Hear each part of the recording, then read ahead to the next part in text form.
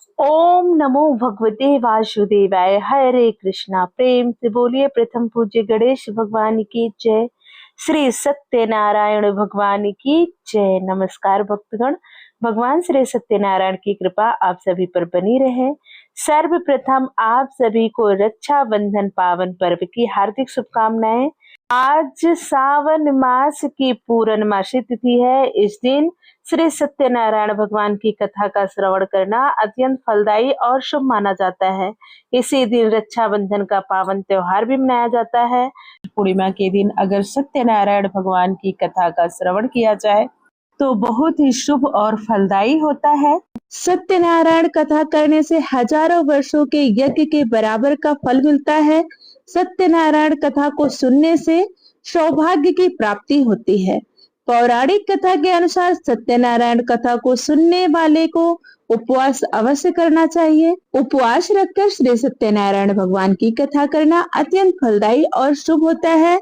और इस कथा को करने मात्र से और इस कथा का श्रवण करने से भगवान श्री हरि विष्णु अपने भक्तों की सभी मनोकामनाएं पूर्ण करते हैं। प्रेम से बोलिए श्री सत्यनारायण भगवान की जय। आइए भगवान श्री सत्यनारायण का स्मरण करते हुए सुनते हैं प्रथम अध्याय की कथा। प्रेम से बोलिए श्री सत्यनारायण भगवान की जय। एक समय की बात है, नैमिषारण्य तीर्थ में शौनक आदि 88,000 ऋषियों ने श्री सूत जी महाराज से पूछा, हे प्रभु, इस कलयुग में वेद विद्या रहित मनुष्यों को प्रभु भक्ति किस प्रकार मिल सकती है तथा उनका उद्धार कैसे होगा। हे मुनि श्रेष्ठ, कोई ऐसा तप बतलाइए जिससे थोड़े समय में ही पुण्य मिले और मनवांछित फल भी मिल जाए। इस प्रकार की कथा सुनने की हम इच्छा रखते हैं। हे वैष्णवों में पूज्य, आप सभी ने प्राणियों के हित की बात पूछी है, इसलिए मैं एक ऐसे श्रेष्ठ व्रत को आप लोगों को बताऊंगा जिसे नारद जी ने लक्ष्मी नारायण जी से पूछा था और लक्ष्मीपति ने मुनि श्रेष्ठ नारद जी से कहा था। आप इसे ध्यान से सुनिए और इसका श्रवण कीजिए। एक समय की बात है, योगी राज नारद जी दूसरों के हित की इच्छा के लिए अनेकों लोकों में घूमते हुए मृत्युलोक में आ पहुंचे। यहाँ उन्होंने अनेक योनियों में जन्मे प्रायः सभी मनुष्यों को अपने कर्मों द्वारा अनेक दुखों से पीड़ित देखा। उनका दुख देख नारद जी सोचने लगे कि कैसा यत्न किया जाए जिसके करने से निश्चित रूप से मानव के दुखों का अंत हो जाए। इसी विचार पर मनन करते हुए वह विष्णु लोक में गए। वहां वह देवों के इस नारायण की स्तुति करने लगे, जिनके हाथों में शंख चक्र गदा और पद्म थे, गले में वरमाला पहने हुए थे। भगवान की स्तुति करते हुए नारद जी बोले, हे भगवान, आप अत्यंत शक्ति से संपन्न हैं। मन तथा वाणी भी आपको नहीं पा सकती है। आपका आदि मध्य तथा अंत नहीं है। निर्गुण स्वरूप सृष्टि के कारण भक्तों के दुख को दूर करने वाले हैं। आपको मेरा नमस्कार है। नारद जी की स्तुति सुन विष्णु भगवान बोले, हे मुनि श्रेष्ठ, आपके मन में क्या बात है? आप किस काम के लिए पधारे हैं, उसे निसंकोच कहो। इस पर नारद मुनि बोले कि मृत्युलोक में अनेक योनियों में जन्मे मनुष्य अपने कर्मों के द्वारा अनेक दुख से दुखी हो रहे हैं। हे भगवान, आप मुझ पर दया रखते हैं तो बताइए कि वो मनुष्य थोड़े प्रयास से ही अपने दुखों से कैसे छुटकारा पा सकते हैं। नारद मुनि के मुख से यह बात सुनकर श्री हरि बोले, हे नारद, मनुष्यों की भलाई के लिए तुमने बहुत अच्छी बात पूछी है। जिसके करने से मनुष्य मोह से छूट जाता है, वह बात मैं कहता हूँ, उसे सुनो। स्वर्गलोक व मृत्युलोक दोनों लोकों में एक दुर्लभ उत्तम व्रत है जो पुण्य देने वाला है। आज प्रेमवश होकर मैं तुमसे कहता हूँ, श्री सत्यनारायण भगवान का यह व्रत अच्छी तरह विधान पूर्वक करके मनुष्य तुरंत ही यहाँ सुख भोग कर मरने पर मोक्ष को प्राप्त होता है। श्री हरि के वचन सुन नारद जी बोले कि उस व्रत का फल क्या है और उसका विधान क्या है? यह व्रत किसने किया था? इस व्रत को किस दिन करना चाहिए? सभी कुछ विस्तार पूर्वक बताइए। नारद जी की बात सुनकर श्री हरि बोले, दुख व शोक को दूर करने वाला, यह सभी स्थानों पर विजय दिलाने वाला है। मानव को भक्ति व श्रद्धा के साथ शाम को श्री सत्यनारायण की पूजा धर्म परायण होकर ब्राह्मणों व बंधुओं के साथ करनी चाहिए। भक्ति भाव से नैवेद्य, केले का फल, घी, दूध और गेहूं का आटा सवार लें। गेहूं के स्थान पर साठी का आटा, शक्कर तथा गुड़ लेकर वह सभी भक्षण योग्य पदार्थों को मिलाकर भगवान का भोग लगाएं और ब्राह्मणों सहित बंधु बांधुओं को भी भोजन कराएं। उसके बाद स्वयं भोजन करें। भजन कीर्तन के साथ भगवान की भक्ति में लीन हो जाएं। इस तरह के सत्यनारायण भगवान का यह व्रत करने पर मनुष्य की सारी इच्छाएं निश्चित रूप से पूरी होती हैं। इस कलिक काल अर्थात कलयुग में मृत्युलोक में मोक्ष का यही एक सरल उपाय बताया गया है। श्री सत्यनारायण व्रत कथा का प्रथम अध्याय संपूर्ण हुआ। प्रेम से बोलिए श्री सत्यनारायण भगवान की जय।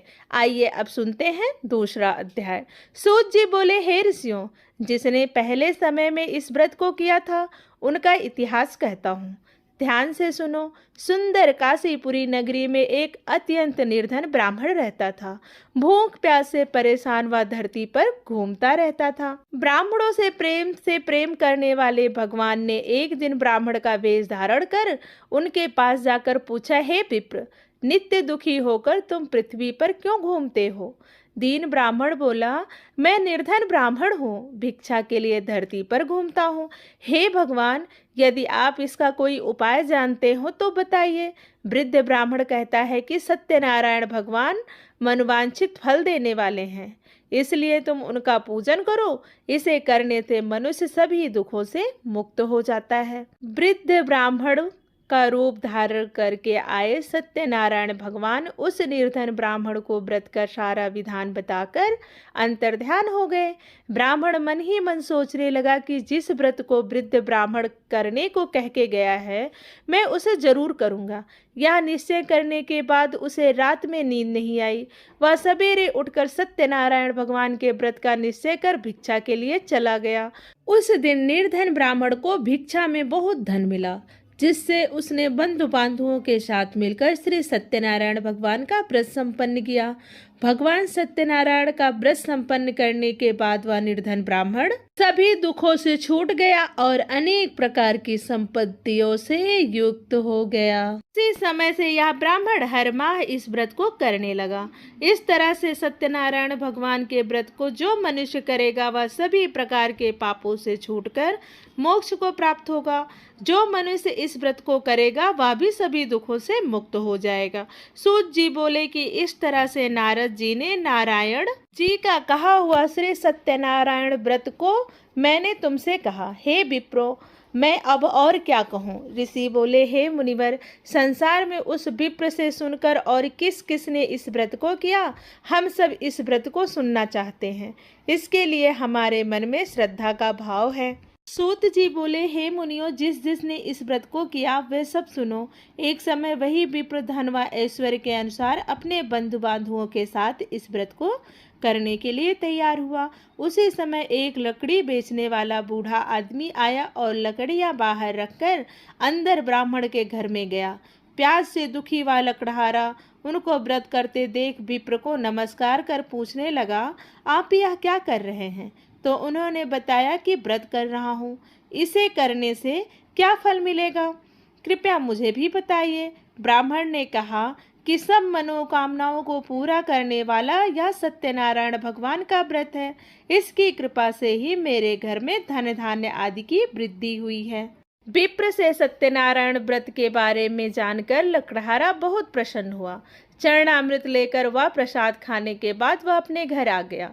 लकड़हारे ने अपने मन में संकल्प किया कि आज लकड़ी बेचने से जो धन मिलेगा उसे से श्री सत्यनारायण भगवान का उत्तम व्रत करूंगा।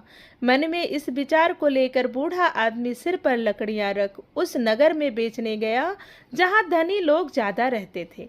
उस नगर में उसे अपनी लकड़ियों का दाम पहले से 4 गुना अधिक प्राप्त हुआ। बूढ़ा प्रसन्नता के साथ दाम लेकर केले, शक्कर, घी, दूध, दही और गेहूं का आटा ले और सत्यनारायण भगवान के व्रत की अन्य सामग्रियां लेकर अपने घर गया वहां उसने अपने बंधु बांधुओं को बुलाकर विधि विधान से श्री सत्यनारायण भगवान का पूजन और व्रत किया। इस व्रत के प्रभाव से वह बूढ़ा लकड़हारा धन पुत्र आदि से युक्त होकर संसार में समस्त सुख भोग कर अंत में बैकुंठ धाम को चला गया। श्री सत्यनारायण व्रत कथा का दूसरा अध्याय संपूर्ण हुआ। प्रेम से बोलिए श्री सत्यनारायण भगवान की जय। सूत जी बोले, हे श्रेष्ठ मुनियों, अब आगे की कथा कहता हूँ। पहले समय में उल्का मुख नाम का एक बुद्धिमान राजा था। वह सत्यवक्ता और जितेंद्रिय था। प्रतिदिन देव स्थानों पर जाता और निर्धनों को धन देकर उनके कष्ट दूर करता था। उसकी पत्नी कमल के समान मुख वाली तथा सती साध्वी थी। भद्रशिला नदी के तट पर उन दोनों ने श्री सत्यनारायण भगवान का व्रत किया। उसी समय साधु नाम का एक वैश्य आया। उसके पास व्यापार करने के लिए बहुत सा धन भी था। राजा को व्रत करते हुए देख वह विनय के साथ पूछने लगा, हे राजन, भक्ति भाव से पूर्ण होकर आप यह क्या कर रहे हैं? मैं सुनने की इच्छा रखता हूँ, तो आप मुझे बताइए। तब राजा बोले, हे साधु, अपने बंधु बांधुओं के साथ पुत्र आदि की प्राप्ति करने के लिए एक महाशक्तिमान श्री सत्यनारायण भगवान का व्रत व पूजन कर रहा हूँ। राजा के वचन सुन साधु आदर से बोला, हे राजन, मुझे इस व्रत का सारा विधान कहिए। आपके कथन अनुसार मैं भी इस व्रत को करूँगा। मेरी भी संतान नहीं है और इस व्रत को करने से निश्चित रूप से मुझे भी संतान की प्राप्ति होगी। तब राजा ने व्रत का सारा विधान सुनाया। राजा से सारा व्रत विधान सुनकर व्यापार से निवृत्त हो वह अपने घर को गया और घर पहुंचकर साधु वैश्य ने अपनी पत्नी को संतान देने वाले इस व्रत का वर्णन कह सुनाया और कहा कि जब मेरी संतान होगी तब मैं इस व्रत को करूंगा। साधु ने इस तरह के वचन अपनी पत्नी लीलावती से कहे। एक दिन लीलावती पति के साथ आनंदित हो सांसारिक धर्म से प्रवृत्त होकर सत्यनारायण भगवान की कृपा से गर्भवती हो गई। 10वें महीने में उसके गर्भ से एक सुंदर कन्या ने जन्म लिया। दिनों दिन वह ऐसे बढ़ने लगी जैसे शुक्ल पक्ष का चंद्रमा बढ़ता है। माता पिता ने अपनी कन्या का नाम कलावती रखा। एक दिन लीलावती ने मीठे शब्दों में अपने पति को याद दिलाया कि आपने सत्यनारायण भगवान के जिस व्रत को करने का संकल्प लिया था उसे करने का समय आ गया है। आप इस व्रत को करिए। साधु बोला कि हे प्रिय, इस व्रत को मैं उसके विवाह पर करूंगा। इस प्रकार अपनी पत्नी को आश्वासन देकर वह नगर को चला गया। कलावती पिता के घर में रहकर वृद्धि को प्राप्त हो गई। साधु ने एक बार नगर में अपनी कन्या को सखियों के साथ देखा तो तुरंत ही दूत को बुलाया और कहा कि मेरी कन्या के योग्य वर देख कर आओ। साधु की बात सुनकर दूत कंचन नगर में पहुंचा और वहां देखभाल कर लड़की को सुयोग्य वणिक पुत्र को ले आया। सुयोग्य लड़के को देख साधु ने बंधु बांधुओं को बुलाकर अपनी पुत्री का विवाह कर दिया। लेकिन दुर्भाग्य की बात यह कि साधु ने अभी भी श्री सत्यनारायण भगवान का व्रत नहीं किया। साधु के बार बार श्री सत्यनारायण भगवान के व्रत न किए जाने पर श्री सत्यनारायण भगवान क्रोधित हो गए और श्राप दिया कि साधु को अत्यधिक दुख मिले। अपने कार्य में कुशल साधु बनिया जमाई को लेकर समुद्र के पार स्थित होकर रत्नापुर नगर में गया। वहां जाकर दामाद ससुर दोनों मिलकर चंद्रकेतु राजा के नगर में व्यापार करने लगे। एक दिन भगवान सत्यनारायण की माया से एक चोर राजा का धन चुराकर भाग रहा था। उसने राजा के सिपाहियों को अपना पीछा करते देख चुराया हुआ धन वहां रख दिया जहां साधु अपने जमाई के साथ ठहरा हुआ था।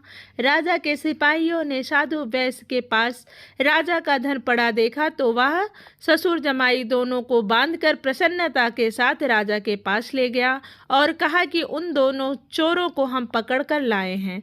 आप आगे की कार्यवाही करने की हमें आज्ञा दें। राजा की आज्ञा से उन दोनों को कठिन कारावास में डाल दिया गया और उनका सारा धन भी उनसे छीन लिया गया। श्री सत्यनारायण भगवान से श्राप से साधु की पत्नी भी बहुत दुखी हुई। घर में जो धन रखा था उसे चोर चुरा ले गए।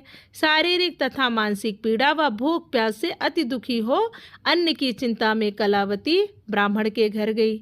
वहां उसने श्री सत्यनारायण भगवान का व्रत होते देखा, फिर कथा भी सुनी। वह प्रसाद ग्रहण कर वह रात को घर वापिस आई। माता के कलावती से पूछा कि हे पुत्री, तुम अब तक कहाँ थी? तेरे मन में क्या है? कलावती ने अपनी माता से कहा, हे माता, मैंने एक ब्राह्मण के घर में श्री सत्यनारायण भगवान का व्रत देखा। कन्या के वचन सुन लीलावती भगवान के पूजन की तैयारी करने लगी। लीलावती ने परिवार व बंधुओं सहित सत्यनारायण भगवान का पूजन किया और उसने वर मांगा कि मेरे पति तथा जमाई शीघ्र घर आ जाएं। साथ ही यह भी प्रार्थना की कि हम सबका अपराध आप क्षमा करें। श्री सत्यनारायण भगवान इस व्रत से संतुष्ट हो गए और राजा चंद्रकेतु को सपने में दर्शन दे कहा, हे राजन, तुम उन दोनों वैश्यों को छोड़ दो और तुमने उनका जो धन लिया है उसे वापस कर दो। अगर ऐसा नहीं किया तो मैं तुम्हारा धन, राज्य व संतान सभी को नष्ट कर दूंगा। राजा को यह सब कहकर भगवान अंतर्ध्यान हो गए। प्रातःकाल सभा में राजा ने अपना सपना सुनाया। फिर बोले कि बड़ी पुत्रों को कैद से मुक्त कर सभा में लाओ। दोनों ने आते ही राजा को प्रणाम किया। राजा मीठी वाणी में बोला, हे महानुभावों, भाग्यवश ऐसा कठिन दुख तुम्हें प्राप्त हुआ है, लेकिन अब तुम्हें कोई भय नहीं है। ऐसा कहकर राजा ने उन दोनों को नए वस्त्र आभूषण भी पहनाए और जितना धन उनका लिया था उससे दोगुना धन वापस कर दिया। दोनों वैश्य अपने चल दिए।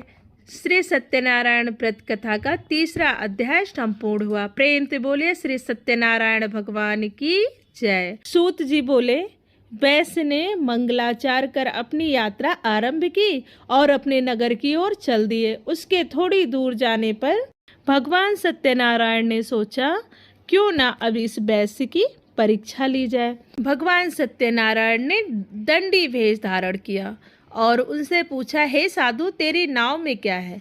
अभिक वाड़ी बड़ी हंसता हुआ बोला, हे दंडी, आप क्यों पूछते हो? क्या धन लेने की इच्छा है? मेरी नाव में बेल व पत्ते भरे हुए हैं।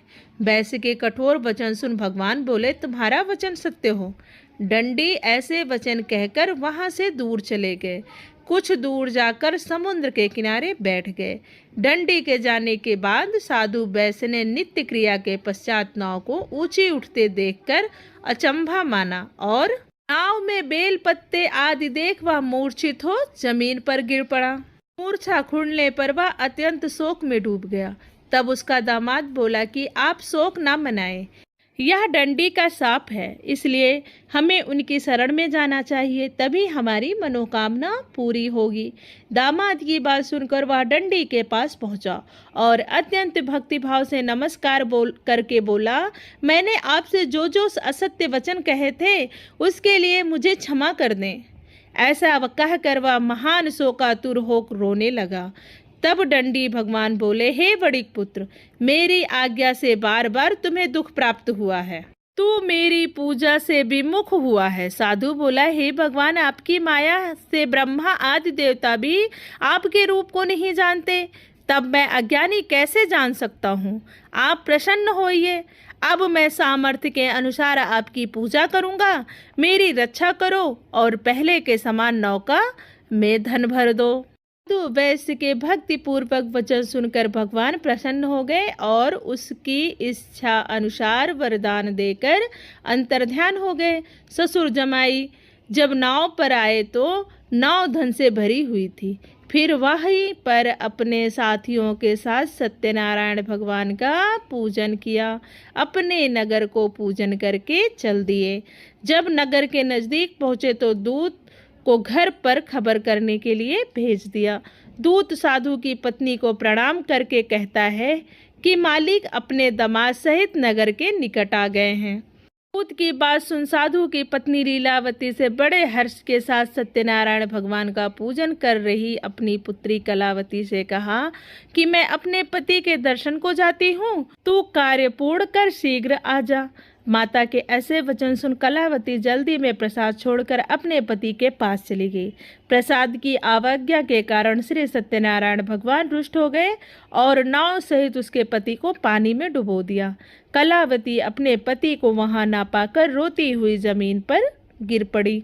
नौका को डूबा हुआ देख वह कन्या को रोता हुआ देख साधु दुखी होकर बोला, हे प्रभु, मुझसे तथा मेरे परिवार से जो भूल हुई है उसे क्षमा करें। साधु के दीन वचन सुनकर श्री सत्यनारायण भगवान प्रसन्न हो गए और आकाशवाणी हुई, हे साधु, तेरी कन्या मेरे प्रसाद को छोड़कर आई है, इसलिए उसका पति अदृश्य हो गया है। यदि वह घर जाकर प्रसाद खाकर लौटती है तो उसका पति अवश्य मिलेगा। ऐसी आकाशवाणी सुन कलावती घर तुरंत पहुंचकर प्रसाद खाती है और फिर आकर अपने पति के दर्शन करती है। उसके बाद साधु अपने बंधु बांधवों से श्री सत्यनारायण भगवान का विधि विधान से पूजन करता है। इस लोक में सुख भोग कर अंत में स्वर्गलोक को प्राप्त होता है। श्री सत्यनारायण व्रत कथा का चौथा अध्याय संपूर्ण हुआ। प्रेम से बोलिए श्री सत्यनारायण भगवान की जय। सूत जी बोले, हे ऋषियों, मैं और भी एक कथा सुनाता हूँ, उसे भी ध्यान पूर्वक सुनो। प्रजा पालन में लीन तुंगध्वज नाम का एक राजा था। उसने भी भगवान का प्रसाद त्याग कर बहुत ही दुख उठाया था। एक बार वन में जाकर वन्य पशुओं को मारकर वह बड़ के पेड़ के नीचे आया। वहां उसने ग्वालों को भक्ति भाव से अपने बंधु बांधवों सहित सत्यनारायण भगवान का पूजन करते देखा। अभिमानवश राजा ने उन्हें देखकर भी पूजा स्थान पर नहीं गया और ना ही उसने भगवान को नमस्कार किया। ग्वालों ने राजा को प्रसाद दिया, लेकिन उसने वह प्रसाद नहीं खाया और प्रसाद को वहीं छोड़कर अपने नगर को चला गया। जब वह नगर में पहुंचा तो वहां सब कुछ तहस नहस हुआ पाया, तो वह शीघ्र ही समझ गया कि यह सब भगवान ने किया है। वह दोबारा ग्वालों के पास पहुंचा और विधि पूर्वक पूजा के प्रसाद को खाया तो श्री सत्यनारायण भगवान की कृपा से सब कुछ पहले जैसा हो गया। दीर्घ काल तक सुख भोगने के बाद मरणों उपरांत उसे स्वर्गलोक की प्राप्ति हुई। तो मनुष्य इस परम दुर्लभ व्रत को करेगा तो भगवान सत्यनारायण की अनुकंपा से उसे धन धान्य की प्राप्ति होगी। निर्धन धनी हो जाता है और भय मुक्त हो जीवन जीता है। संतानहीन मनुष्य को संतान सुख मिलता है और सारे मनोरथ पूर्ण होने पर मानव अनंत काल में बैकुंठ धाम को जाता है। सूत जी बोले, जिन्होंने पहले इस व्रत को किया है, अब उनके दूसरे जन्म की कथा कहता हूँ। वृद्ध सतानंद ब्राह्मण ने सुदामा का जन्म लेकर मोक्ष की प्राप्ति की। लकड़हारे ने अगले जन्म में निषाद बनकर मोक्ष प्राप्त किया। उल्का मुख नाम का राजा दशरथ होकर बैकुंठ को गए। साधु नाम के वैश्य ने मोरत ध्वज बनकर अपने पुत्र को आरे से चीरकर मोक्ष पाया। महाराज त्वंगध्वज ने स्वयंभू होकर भगवान में अभियुक्त हो कर्म कर मोक्ष पाया। 5वां अध्याय संपूर्ण हुआ। प्रेम से बोलिए श्री सत्यनारायण भगवान की जय। भगवान श्री हरि विष्णु की जय। लक्ष्मी माता की जय। आज श्रवण किया हमने श्री सत्यनारायण भगवान की पावन कथा का। अगर आपको कथा अच्छी लगी हो तो प्लीज वीडियो को लाइक कीजिए, शेयर कीजिए और चैनल को जरूर सब्सक्राइब कर लीजिए ताकि सभी व्रत त्योहारों की कथा आपको आसानी से मिल सके।